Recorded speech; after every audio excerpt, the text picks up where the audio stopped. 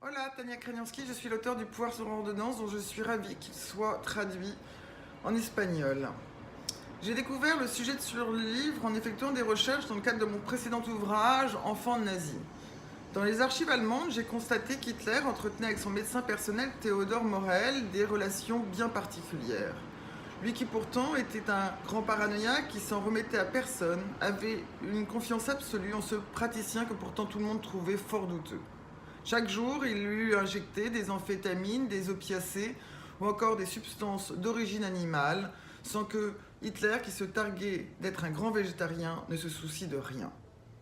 En effectuant davantage de recherches sur des hommes qui ont fait ou défait le XXe siècle, j'ai constaté qu'il n'était pas le seul. Qu'il s'agisse de Pétain, de Franco, de Churchill, de Mussolini, de Staline, de Mao ou de Kennedy, chacun avait à ses côtés un homme de l'ombre, un homme en lequel ils avaient pleinement confiance. Soumis au serment d'Hippocrate, ces praticiens sont détenteurs d'un secret qui, dans le cas d'un homme d'État, devient un secret d'État. Se noue ainsi entre les deux hommes une relation d'interdépendance, l'un est au sommet, l'autre à ses côtés, et nul n'est prêt à renoncer au pouvoir.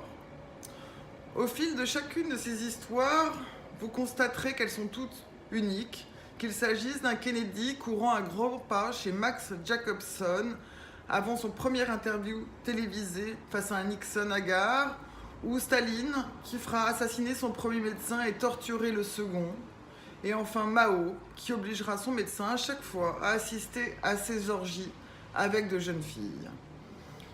J'ai été fascinée par chacune de ces histoires, j'espère que vous le serez également. Je vous remercie de me lire et je vous dis à très bientôt.